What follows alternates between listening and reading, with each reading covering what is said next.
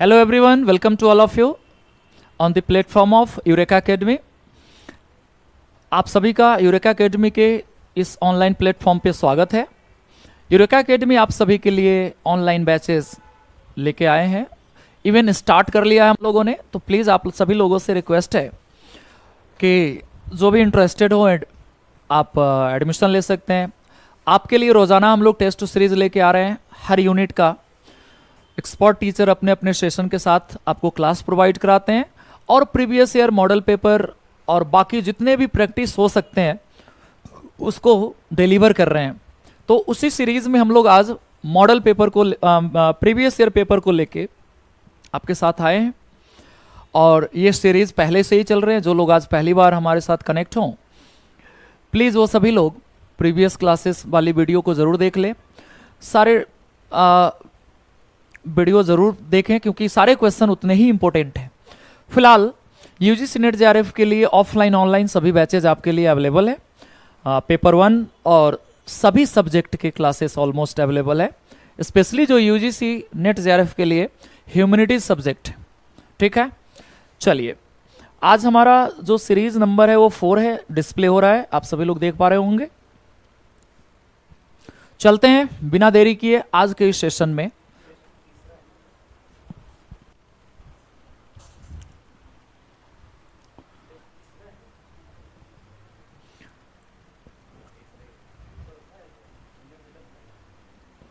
ठीक है guys, we have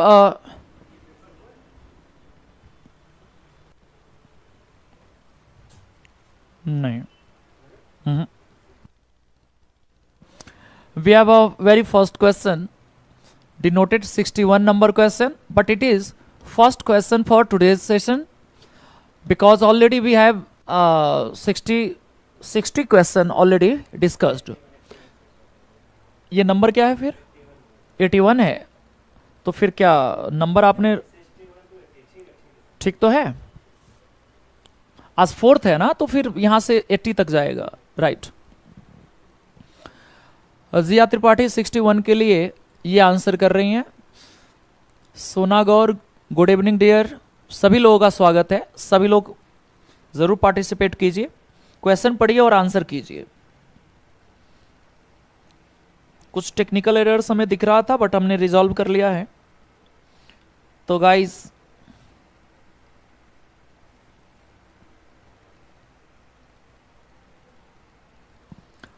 और भी लोग आंसर कीजिए प्लीज। बहुत सिंपल क्वेश्चन है। हालांकि ये क्वेश्चन आप देखोगे तो करंट से है, करंट अफेयर से है, यानी जो न्यूज़पेपर में जो रिपोर्ट्स आते हैं ना, एनुअल रिपोर्ट जो गवर्नमेंट के आते हैं, उस रिपोर्ट से ये क्वेश्चन है। जैसे कई बार सेंसस रिपोर्ट आते हैं, एमएचआरडी या एजुकेशन डिपार्टमेंट के जो रिपोर्ट्स आते हैं उस रिपोर्ट में इसका मेंशन होता है। चूंकि ये प्रीवियस ईयर क्वेश्चन है इसलिए आप देख रहे हैं कि इसमें किस रिपोर्ट के बारे में क्वेश्चन है, 2018-19। तो इस रिपोर्ट के अकॉर्डिंग भारत में जो ग्रॉस इनरोलमेंट रेशियो यानी GER है, यानी भारत में सकल नामांकन अनुपात कितना रहा होगा, जरा आप लोग बताइए, क्या आइडिया है। बट इसमें क्या ध्यान रखना है कि हमारे लिए हायर एजुकेशन की बात हो रही है, ओवरऑल एजुकेशन की बात नहीं हो रही है। हायर एजुकेशन में कितने बच्चे का, कितने % बच्चों का एनरोलमेंट हो रहा है, जरा इसके बारे में बताइए। इस क्वेश्चन का आंसर सी सही है। 26.3% 2018 में था, 18-19 के सेंसस में या रिपोर्ट में, एनुअल रिपोर्ट में।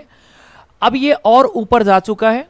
जब हम लोग क्लास में करंट अफेयर वाले सेगमेंट में होंगे तो ये रिपोर्ट भी मैं बताऊंगा कि 2022-23 के लिए क्या रिपोर्ट है। ठीक, चलिए फिलहाल इस क्वेश्चन का आंसर सी है। Next question 62। फॉन्ट साइज थोड़ा सा छोटा है, मेहनत करना पड़ेगा आपको, थोड़े से रेजोल्यूशन बढ़ा लीजिए अपने अपने डिवाइस का और फिर इसको पढ़िए।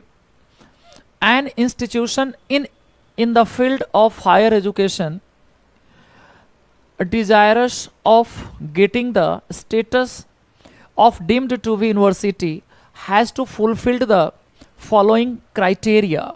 डीम्ड यूनिवर्सिटी से रिलेटेड हमेशा आपके एग्जामिनेशन में क्वेश्चन आते रहे हैं और ये बहुत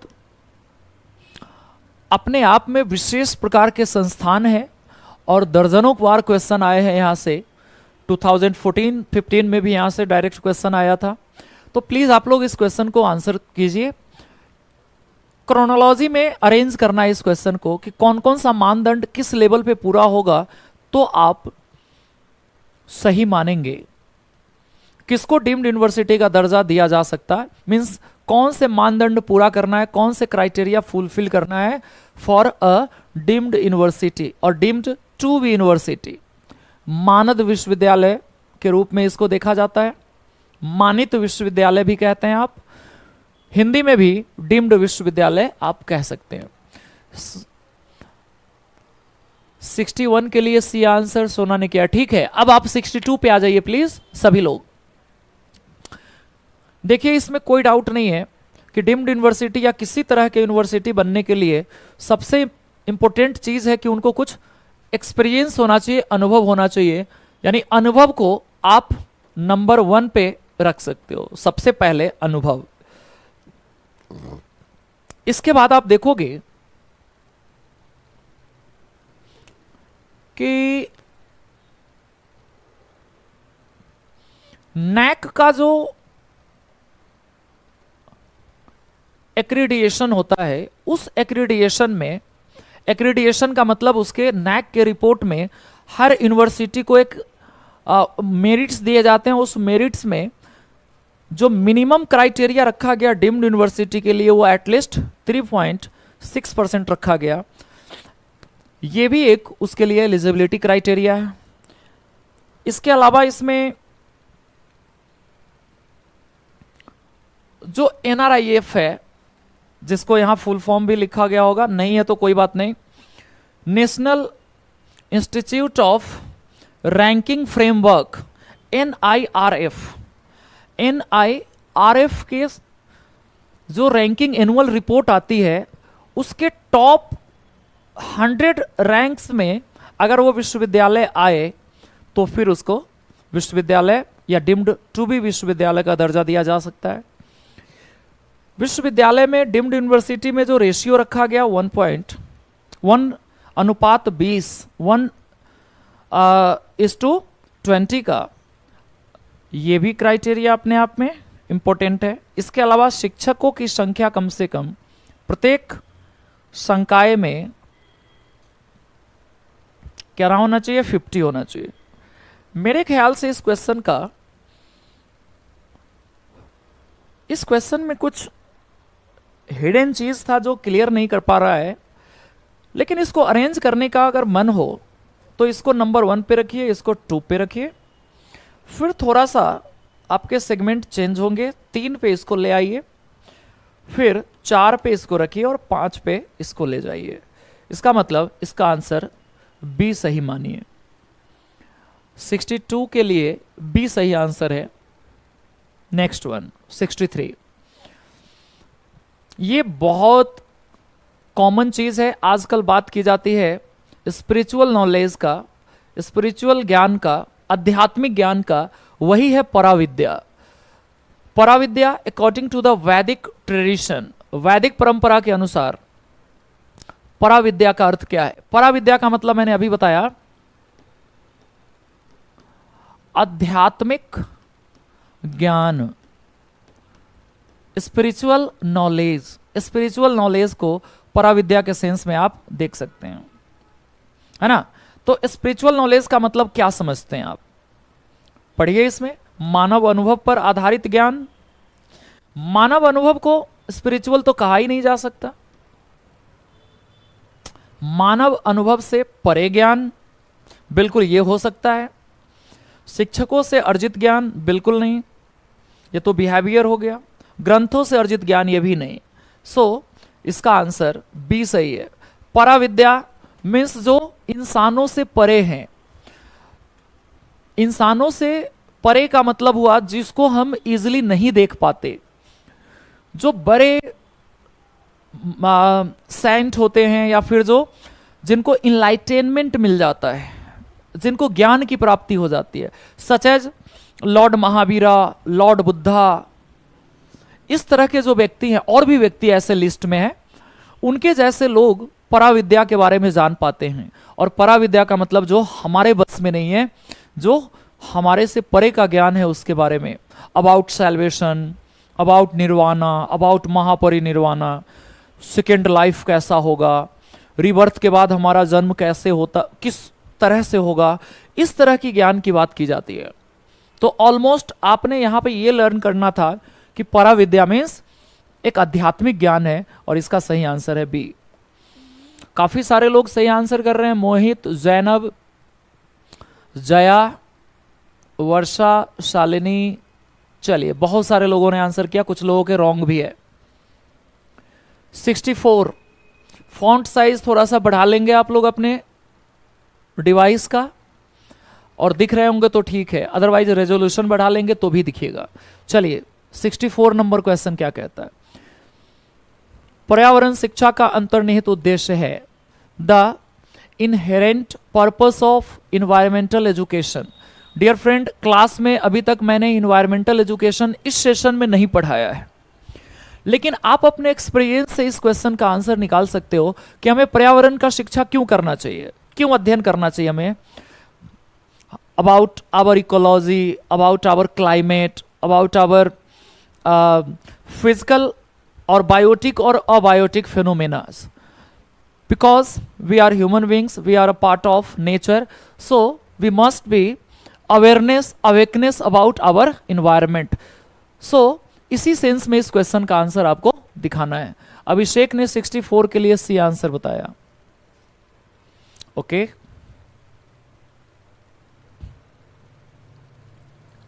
बाकी लोगों के आंसर क्या है? क्या हमें पर्यावरण संबंधित चुनौतियों के प्रति समायोजन करने के लिए ज्ञान लेना चाहिए? देखिए, यूजीसी नेट जेआरएफ में जो इन्वायरमेंटल वैल्यूज और नॉलेज की बात की गई, वो इस लेवल का तो बिल्कुल नहीं है कि आप जो भी चैलेंजेस है उसको सॉर्ट आउट करने लग जाएं इतना ही पढ़ के। तो ये वाला मुझे लगता है कि रॉन्ग है।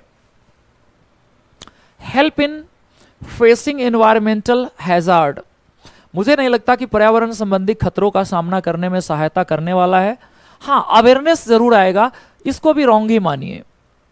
उभरते मुद्दों के बारे में व्यक्ति के समालोचनात्मक चिंतन को बढ़ाना, promote individuals criteria thinking about the emerging issues, ये तो मैंने बताया ही कि हमें जागरूकता के लिए यह शिक्षा लेना चाहिए।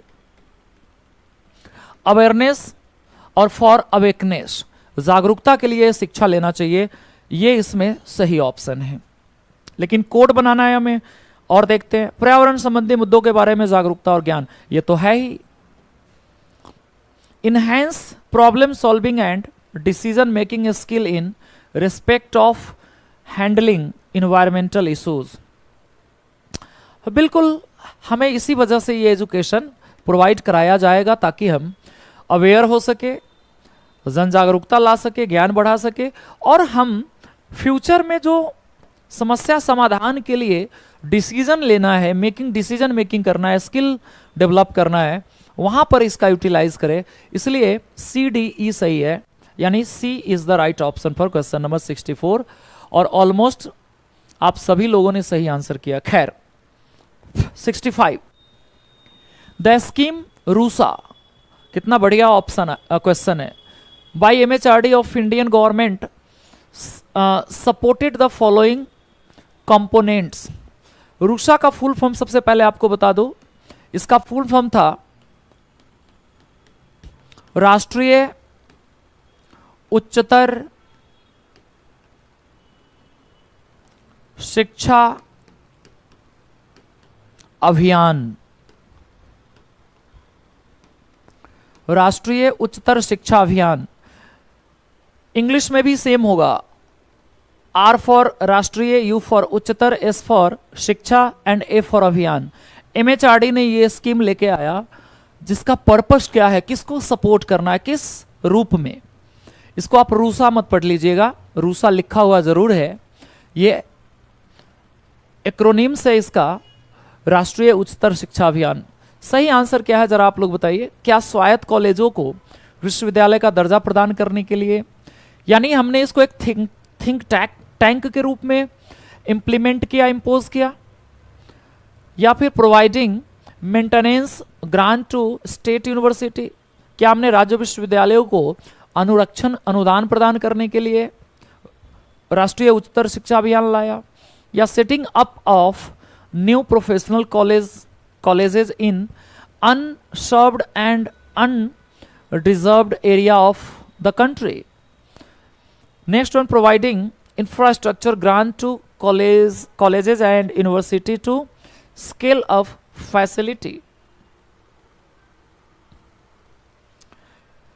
More scholarship program to supplements the cost of education. Sir आप लोग इसका आंसर बताइए, क्या लगता है आपको इसमें कौन कौन सही हो सकते हैं?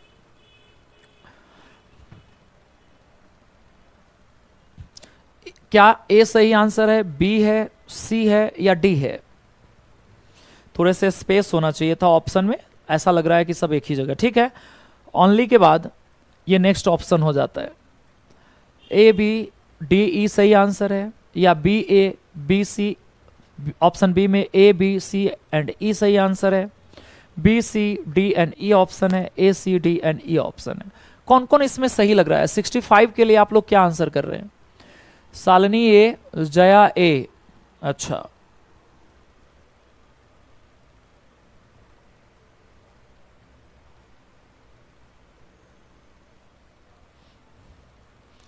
देखिए यहां पर राष्ट्रीय शिक्षा अभियान है तो राज्य विश्वविद्यालय को इसमें मेंटेन नहीं किया जाएगा। देखा आपने, एक क्लिक किया आपने और ये ऑप्शन ही एलिमिनेट हो गया।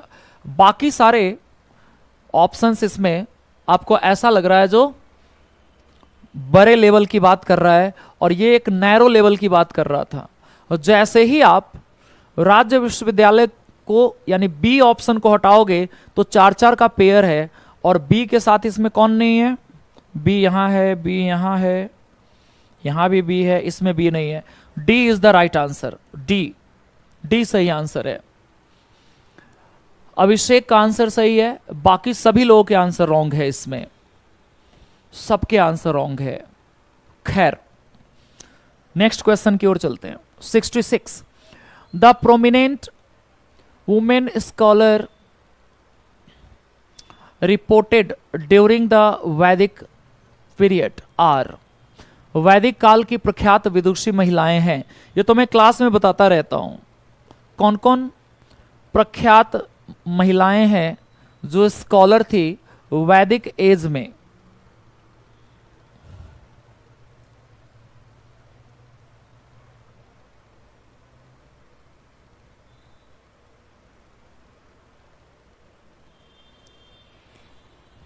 जल्दी बताइए।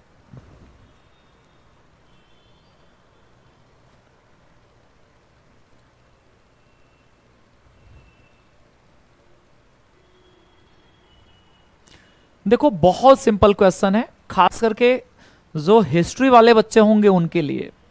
अपाला, घोषा, लोपामुद्रा, विशंभरा, ये सभी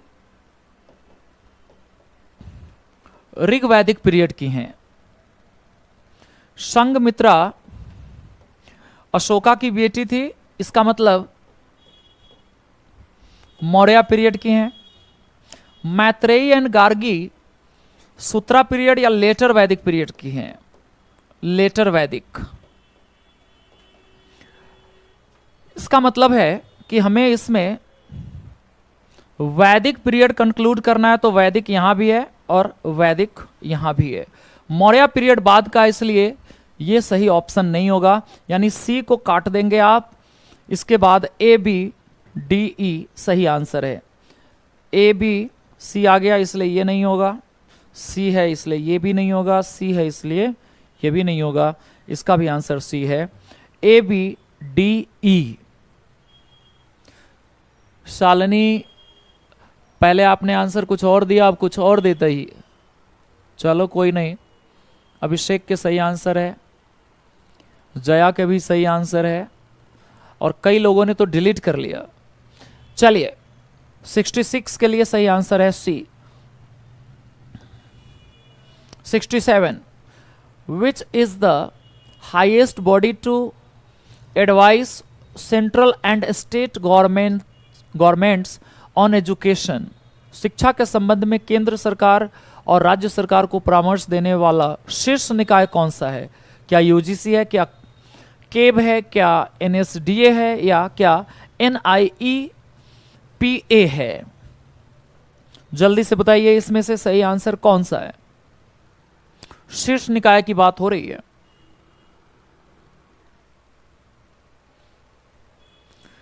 जब मॉडर्न एजुकेशन में आएंगे तो इस तरह के जितने भी इंस्टीट्यूट है सबके बारे में डिटेल जानेंगे आप।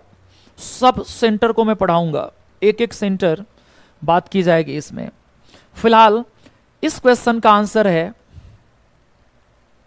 Central advisory board on education, CABE। UGC का तो आप मतलब जानते ही हैं, grant commission, university grant commission. बाकी सेंटर किसी बाकी इंस्टीट्यूशन या बॉडी किसी और काम के लिए है। ये है सेंट्रल, है ना, लेवल पर जो सबसे ज़्यादा एडवाइस करने वाली संस्था है, इसलिए CABE सही आंसर है। तो बी होगा 67 के लिए सही आंसर। बहुत ज़्यादा लोग ए आंसर कर रहे हैं इसके लिए। चलिए कोई नहीं। 68, in the context of skill based और vocational education, skill based education और vocational education, NSQF competency level 8 is equivalent to.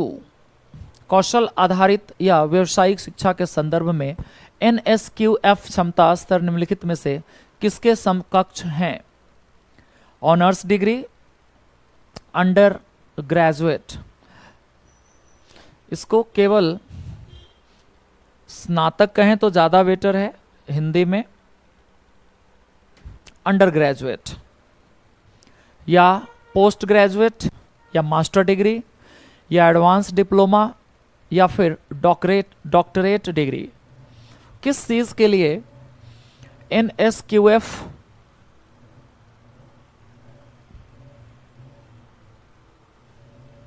Defined है? जरा जल्दी बताइए।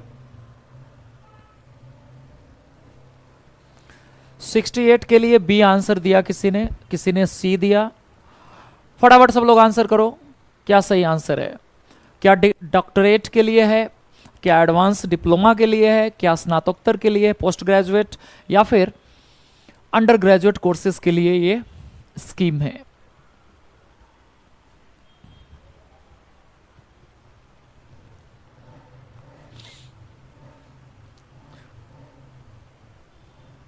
शायद ए होगा।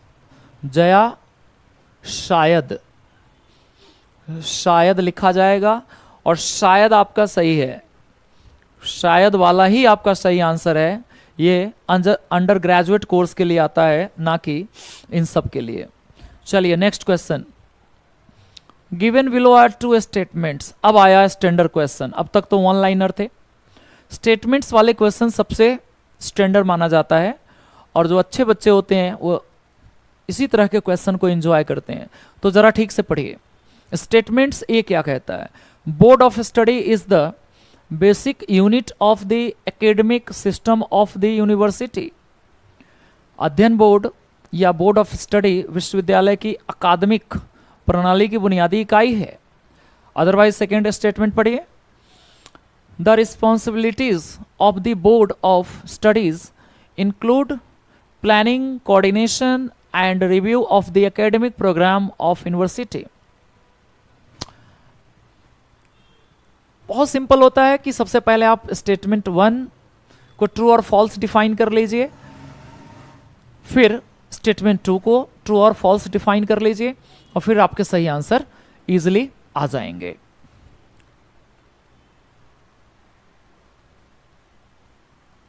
तो जल्दी बताइए इसका सही आंसर क्या है आपके नजर में।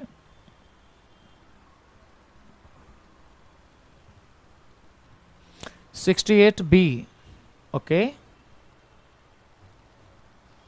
B means both A and statement 1 and 2 are true. A में है, B में है, both statement 1 and statement 2 are false. Okay, statement 1 is correct but statement second is false. ठीक है, जल्दी जल्दी बताइए सब लोग। वर्षा के आंसर आया 68B। शायद आप लोग डर गए, फिर यहां जया कह रही है शायद ये होगा। हम 69 के लिए बात कर रहे हैं डियर, जल्दी बताइए सब लोग आंसर।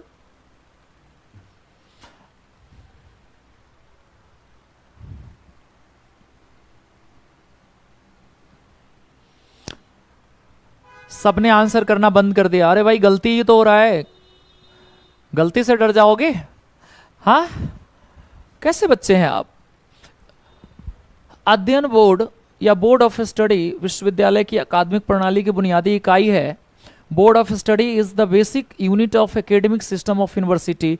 इसमें क्या ऐसा है कि आप नहीं पढ़ समझ पा रहे हैं? ये बिल्कुल स्टेटमेंट सही कह रहा है भाई। बोर्ड ऑफ स्टडी तो बेसिक यूनिट माना जाएगा ना, क्योंकि यूनिवर्सिटी बनाया क्यों जाता है?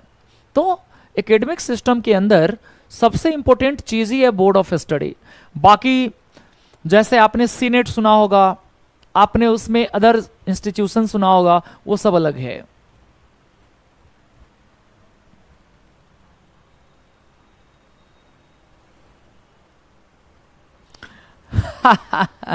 तो तुक्का क्यों लगाते हो भाई?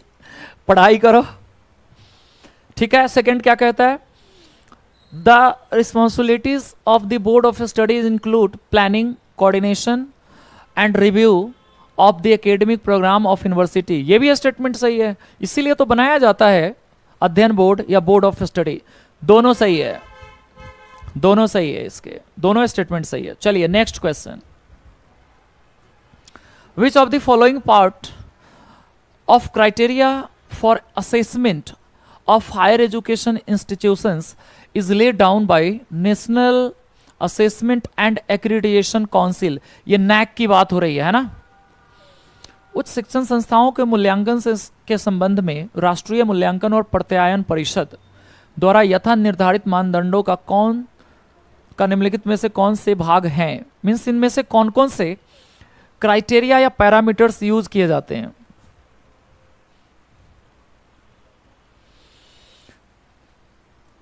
जल्दी आंसर कीजिए क्वेश्चन नंबर 70 के लिए, 70 नंबर क्वेश्चन के लिए।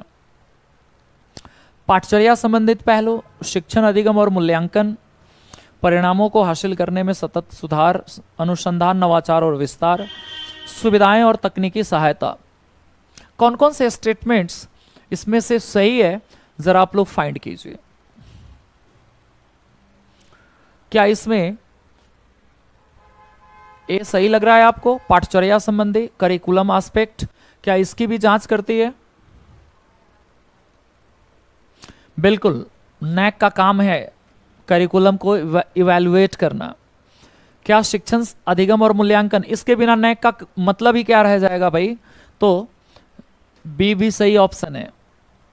परिणामों को हासिल करने में सतत सुधार, अच्छा नहीं,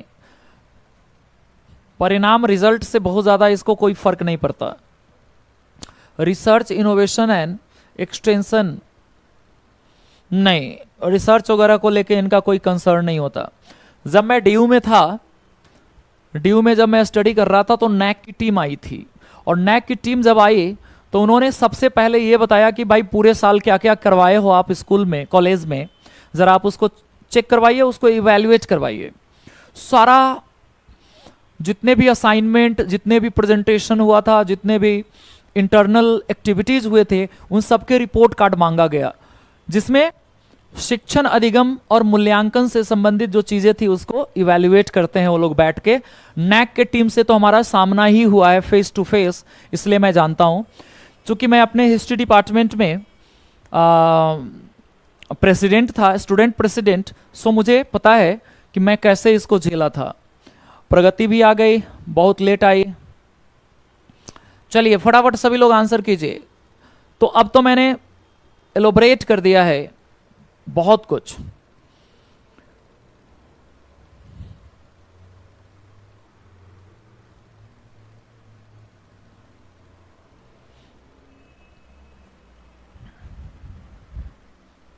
ये क्या है?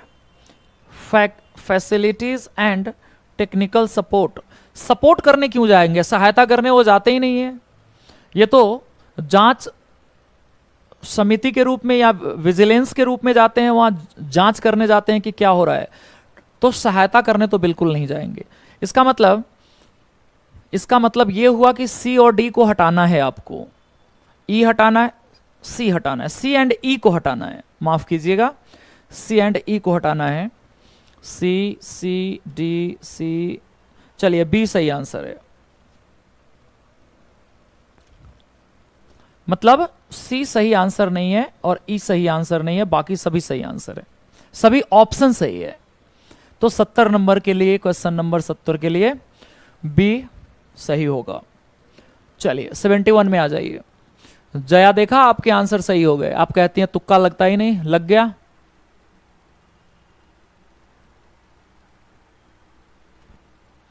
बहुत टाइम से हो प्रगति, तो आंसर क्यों नहीं कर रही थी? फिर तो और जुर्म की बात किया आपने। जल्दी बताओ। 71। सूची 1 को सूची 2 से सुमिलित करना है। अरे भाई वेदांग, ये तो मैं क्लास में बताया ही नहीं, मुझे और पढ़ाना पड़ेगा। खैर, हिस्ट्री वाले बच्चों को मैंने बहुत डिटेल पढ़ाया है। ये जनरल अवेयरनेस मींस पेपर 1 वाले बच्चों को बहुत ज्यादा नहीं बताया। एक्चुअली वेदांग जो टर्म है इसमें, वेदांग्स, इट मींस पार्ट्स ऑफ वेदा, और इसके 6 पार्ट्स हैं, यानी वेदांग की संख्या टोटल 6 है। 6 में निरुक्त, छंद, शिक्षा, कल्प, यानी 4 तो इसमें है, 2 इसमें और है, और उस 2 में एक है ज्योतिष और एक है व्याकरण।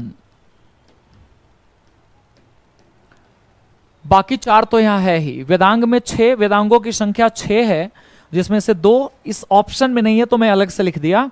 अदरवाइज इन सब के मीनिंग क्या है, ये तो चलिए देखते हैं इन सब के मीनिंग क्या है। निरुक्त, निरुक्त का मतलब आप इसमें एटिमोलॉजी, निरुक्त का मतलब है एटिमोलॉजी, अनुष्ठान, ठीक है। छंद का मतलब क्या होगा? छंद को, कल्प का मतलब तो हाथ कहते हैं। छंद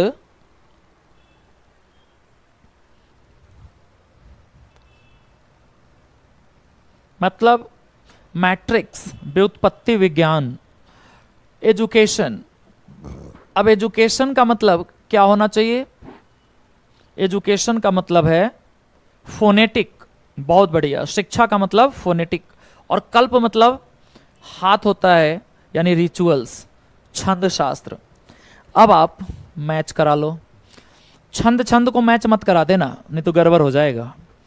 क्या पता कुछ बच्चे देखे कि यहां भी छंद है भाई और यहां भी छंद है, तो मैच करा लो। ऐसी चीजें अक्सर रॉन्ग हो जाता है। चलिए सही आंसर है बी, प्रगति के सही आंसर है।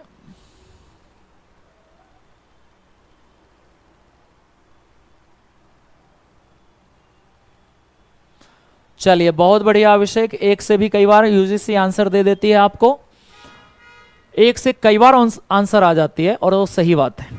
खैर आगे 72, विच of the following come under the mandate of the university grant commission UGC, निम्नलिखित में से कौन से विश्वविद्यालय अनुदान आयोग के अधिशेष के अंतर्गत आते हैं?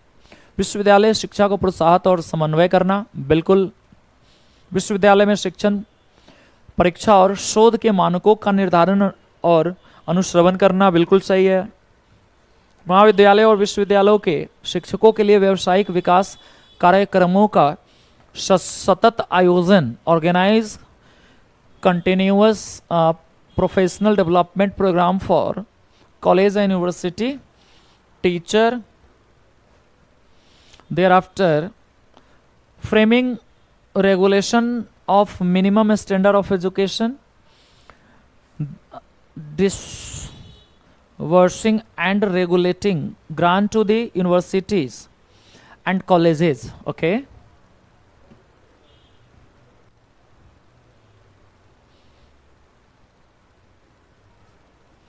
मुझे लगता है कि इसमें जो टर्म है organizing continuous professional development programs for college and universities teachers के लिए केवल ये प्रोग्राम लेके आने वाली संस्था नहीं है। देखिए माइनर टर्म इसमें यूज किया है, महाविद्यालय और विश्वविद्यालय के शिक्षकों के लिए। यूजीसी शिक्षकों के लिए काम नहीं करती, ये काम तो टीचर ट्रेनिंग कॉलेजों का है ना, तो इसको आप यहां से रिमूव कर सकते हैं सी को, और सी रिमूव करेंगे तो 4-4 का पेयर है, सी जिसमें नहीं है वो सही आंसर हो जाएगा और डी में नहीं है, तो D is the right answer. ठीक है, अभी ये सब क्लास में हुआ नहीं है इसलिए आप इसका आंसर नहीं भी बना पा रहे हैं तो कोई बात नहीं, इन सब पे हम लोग क्लास में डिस्कस करने वाले हैं। चलिए 73 की बात कर लीजिए। व्हाट आर द एडवांटेजेस और advantage of choice based credit system, choice based credit system CBCS introduce by the UGC for higher education institution. बताइए किस चीज के लिए यूजीसी द्वारा उच्च शिक्षा संस्थानों में प्रारंभ किया गया था, जिसका नाम है विकल्प आधारित क्रेडिट प्रणाली, विकल्प आधारित क्रेडिट प्रणाली CBCS। इसमें छात्र केंद्रित शिक्षा पर ध्यान केंद्रित किया जाता है। अच्छा जी, इसमें छात्रों को अंतर विद्यापरक और अंतः विद्यापरक पाठ्यक्रमों, अंतः और अंतर पाठ्यक्रमों के चयन की अनुमति दी जाती है। यह शिक्षा को वैश्विक मानकों के समकक्ष बनाता है। यह प्राप्तांकों के संदर्भ में विश्वविद्यालयों के निष्पादन स्तरों का अनुमान लगाना एक सरल बनाता है। यह विभिन्न समय पर विभिन्न संस्थानों में अध्ययन करने में गतिशीलता प्रदान करता है। Good, ABCD। जल्दी बताइए।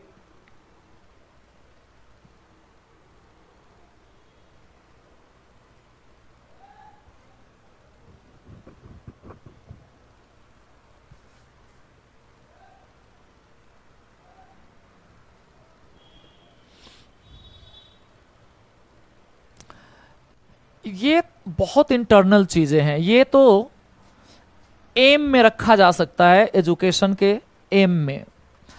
ये विद्यार्थियों को इतना ज्यादा इंटरडिसिप्लिनरी और इंट्राडिसिप्लिनरी तक सोचने का कोई विकल्प नहीं दिया जा सकता। ये बहुत नैरो कॉन्सेप्ट हो जाएगा, फिर इतना डीप तो नहीं दिया जा सकता। बाकी सब ऑलमोस्ट ठीक है और 4-4 का पेयर है इस हिसाब से। अब आप देख लो इसमें बी के हटने के बाद सही कौन बचता है।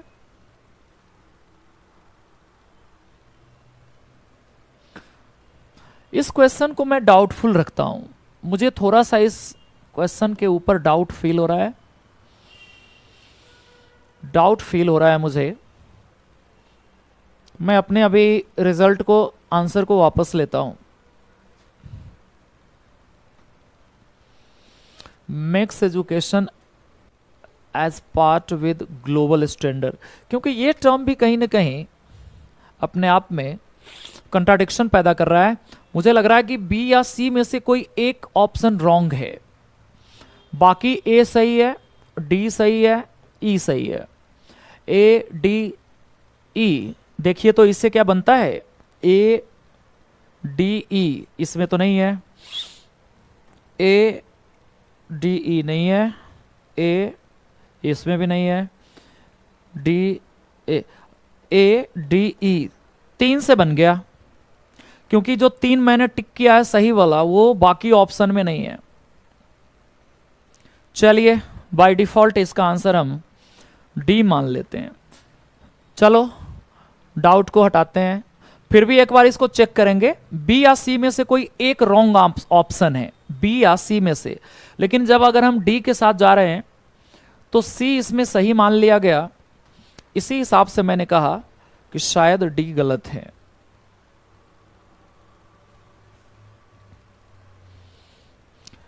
इस क्वेश्चन का आंसर हम लोग डाउटफुल रखते हैं। अगले क्लास में मैं इस क्वेश्चन को थोड़ा सा अपग्रेड करके आऊंगा, क्योंकि मुझे डाउट है इस क्वेश्चन पे। इस क्वेश्चन को हम डाउटफुल रखते हैं, ठीक है। मुझे याद रहेगा, मैं अगले क्लास में इस क्वेश्चन को ठीक करके आऊंगा, और माफी चाहूंगा इस बात के लिए कि इसका मैं सटीक आंसर आपको नहीं बता पा रहा हूं, क्योंकि मुझे इसमें से बी और सी में से एक डाउटफुल लग रहा है। चलिए कोई नहीं, अब डाउट में ही रख दिया इस क्वेश्चन को। एक क्वेश्चन आज के सीरीज में से आप माइनस कर लीजिएगा, 73 नंबर माइनस हो रहा है। चलिए नेक्स्ट लेवल पे देखिए। अभिषेक आप कह रहे हैं सी होना चाहिए, बट मैं कैसे मान लूं? अच्छा, आप कह रहे हैं कि सीबीएसई में, सीबीसीएस में इंटरडिसिप्लिनरी अलाउ है। अच्छा, मार्क्स पे फोकस नहीं है, ऐसा आप कह रहे हैं। यानी आपके अकॉर्डिंग डी नहीं होना चाहिए इसमें, आपके अकॉर्डिंग डी नहीं होना चाहिए, तो उस हिसाब से आपका आंसर सी हो रहा है।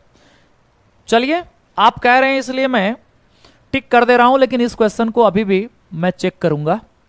कोई नहीं, आगे बढ़िए। 74, the ancient Indian university famous for specialised study in Hinayana. ये तो बहुत बेसिक क्वेश्चन है, ये तो मैं क्लास में बहुत बार पढ़ाया हूं। हीनयान के विशिष्ट अध्ययन के लिए प्रसिद्ध प्राचीन भारतीय विश्वविद्यालय था।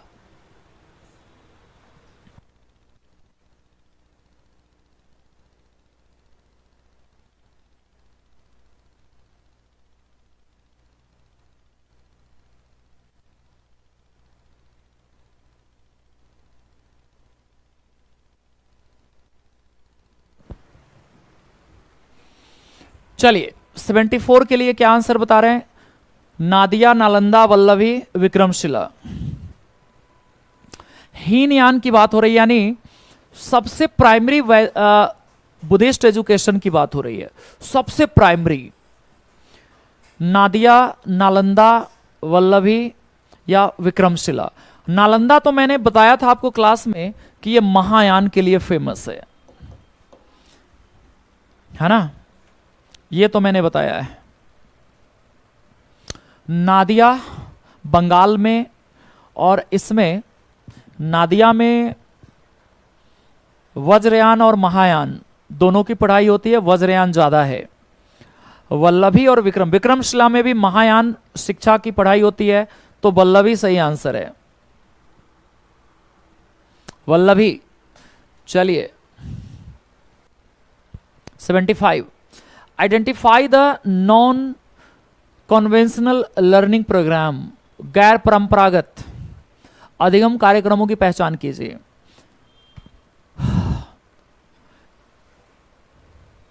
जल्दी से बताइए इसमें कौन कौन सही है।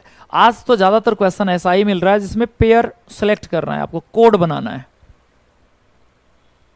वृद्ध परिचर्चा विज्ञान, जेरोनोटोलॉजी, साइकोलॉजी मनोविज्ञान, एथिकल हैकिंग नैतिक हेरफेर, वाह क्या शब्द है, एंथ्रोपोलॉजी मानव शास्त्र, पेट ग्रूमिंग पालतू शिशुओं को देखभाल। गैर परंपरागत एजुकेशन की बात हो रही है। परंपरागत एजुकेशन का मतलब सिंपल सा कि आप स्कूल कॉलेज जाते हैं और वहां पर डिफाइन करिकुलम को पढ़ लेते हैं और डिग्री वगैरह लेके चले आते हैं। बहुत ज्यादा उसमें एक कहते हैं ना कि लंबे समय से अध्ययन अध्यापन का क्षेत्र बना हुआ है।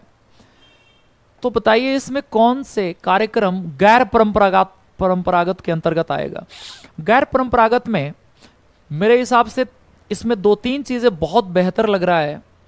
उसमें एक ये है कि बिल्कुल सही होना चाहिए, ये भी ये भी आजकल गैर परंपरागत एजुकेशन का माध्यम बन रहा है, ये भी उसमें से एक हो सकता है।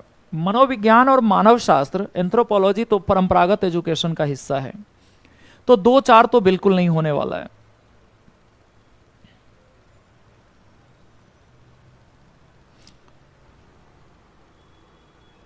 इसका मतलब डी सही आंसर है, इसमें 2 एवं 4 नहीं है। चलिए, मनोविज्ञान, मानव शास्त्र ठीक उस तरह से परंपरागत विषय का हिस्सा है जैसे हिस्ट्री, ज्योग्राफी, पॉलिटी, इकोनॉमिक्स है, या मैथ्स है, भाषा है आदि। तो 75 के लिए आप डी के साथ जाइए।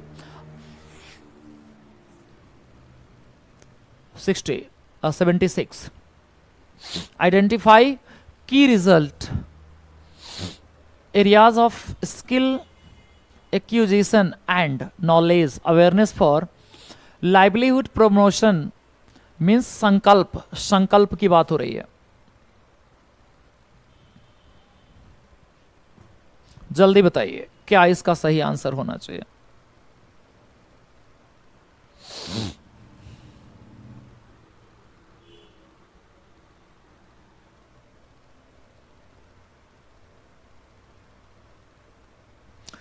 छह ऑप्शन है भाई,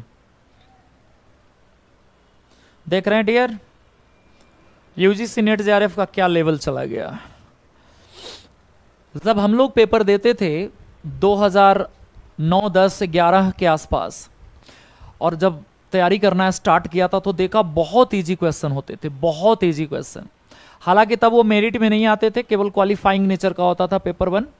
बट अब जो पेपर का स्टैंडर्ड है, मीन्स 2 गुना 3 गुना टफ हो गए हैं पेपर।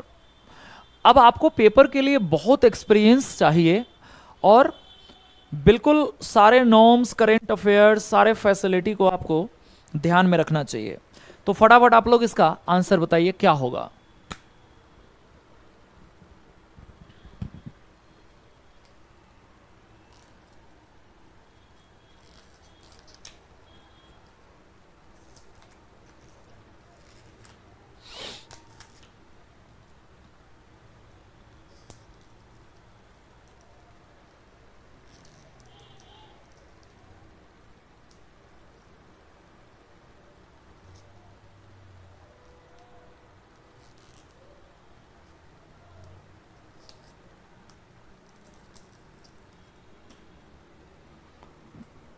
सेवेंटी 76 के लिए डी बता रहे हैं आप लोग।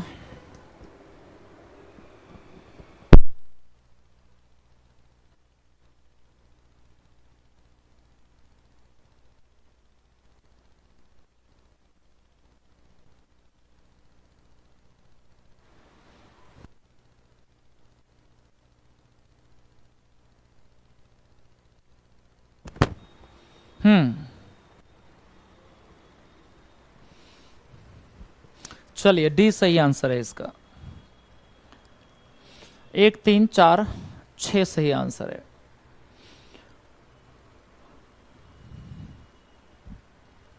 (77) identify reforms related areas of governance listed by the NITI Aayog. NITI Aayog का तो आप मतलब जानते ही हैं, नीति का फुल फॉर्म था national institution for transforming India, national institution for transforming India. The 3-year action agenda, 3-year action agenda 1718 to 1920 exclusively. बताइए इसके अंतर्गत क्या क्या रखा है। पर्यावरण, सिविल सेवा, निर्वाचन संबंधी, भ्रष्टाचार से संबंधित, सूचना और संचार प्रौद्योगिकी से संबंधित।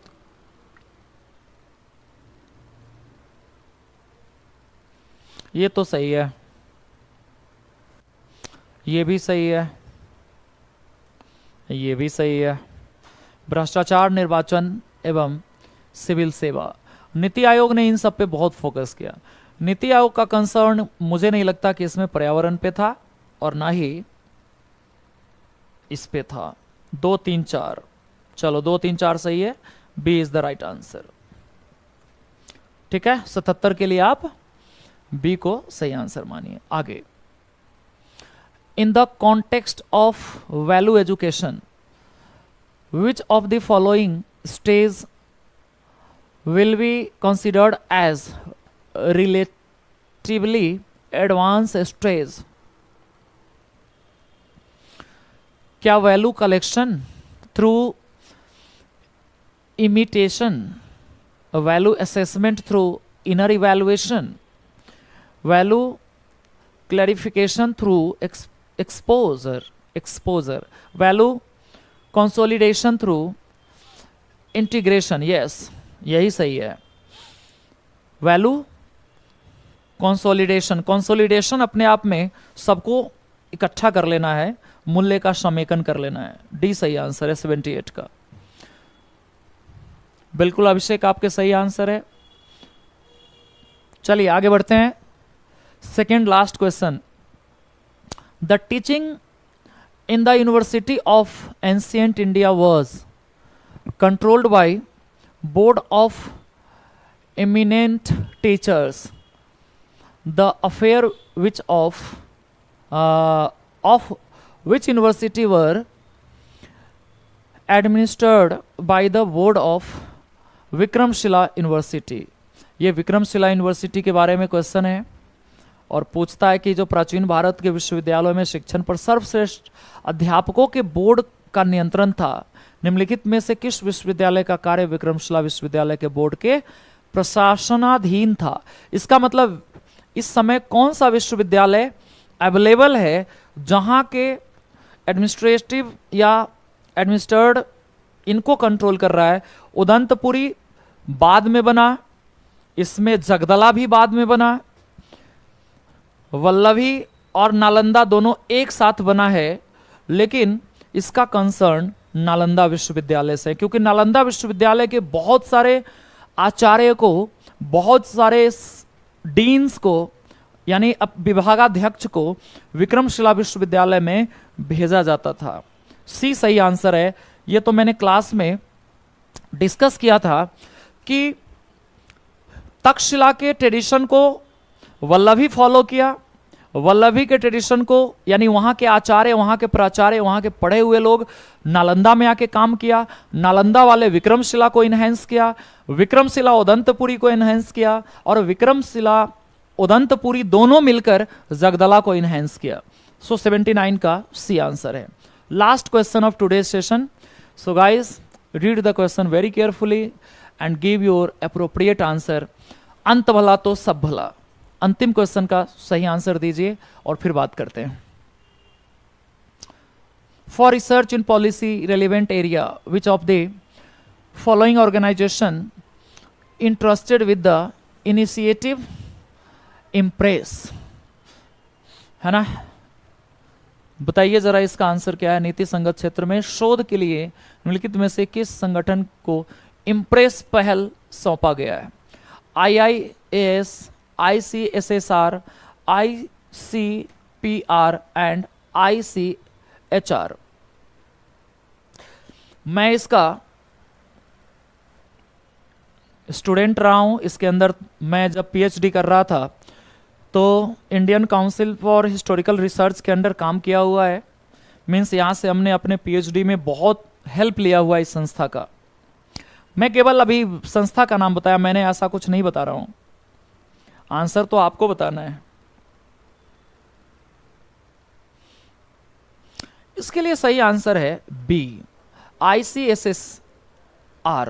ये ओवरऑल रिसर्च के क्षेत्र में इम्प्रेस पहल को इनहेंस किया है। हालांकि PhD से रिलेटेड बहुत सारे रिसर्च में, जैसे मेरे पर्टिकुलर सब्जेक्ट में ICHR का बहुत ज़्यादा इंपॉर्टेंट रोल था, नेशनल आर्काइव्स का बहुत ज़्यादा इंपॉर्टेंट रोल था, बट यहाँ पे किसी सब्जेक्ट बेसिस नहीं बात की जा रही है, ओवरऑल इम्प्रेस पहल की बात हो रही है। यानी एक जो इनिशिएटिव लिया है गवर्नमेंट ने इम्प्रेस, उसके बारे में बात की जा रही है और इसका आंसर है ICSSR। तो बी क्वेश्चन नंबर 80 के लिए सही ऑप्शन है। आज के क्वेश्चन में मुझे ऐसा फील हुआ कि क्वेश्चन का लेवल मीन्स जो एक स्टैंडर्ड लेवल होना चाहिए उससे थोड़े से टफ है, क्योंकि विद्यार्थी के लिए आज 20 में से ज्यादातर क्वेश्चन हमें ऐसा लग रहा था कि टफ है। बिल्कुल आपके भी सेम एक्सपीरियंस कहता है, हालांकि मेरा एक्सपीरियंस ऐसा कह रहा है, इसका मतलब आपके लिए तो टफ होगा ही, बट फिर भी हमें कवर तो करना होगा, क्योंकि इस प्रीवियस ईयर पेपर में से ही लिया गया क्वेश्चन है, तो तैयार तो हमें इसके लिए रहना ही होगा। ठीक है, मिलते हैं अगले क्लास में। फिर भी आप लोग अपने अपने रिपोर्ट कार्ड बता सकते हो कि आप आज के सेशन में कितना स्कोर किया। अगर आप कोई नहीं बेटा, कोई बात नहीं, आप लोग स्कोर बताइए कितने स्कोर किया आज आपने। 11/13। देखिए 10 क्वेश्चन यानी 50% से ऊपर करने वाले के लिए तो बहुत अच्छा है। आज का क्वेश्चन बहुत अच्छा है। चलिए मिलते हैं नेक्स्ट सेशन में, तब तक खुश रहिए, पढ़ाई लिखाई करते रहिए, सही सलामत रहिए। ठीक है, चलिए।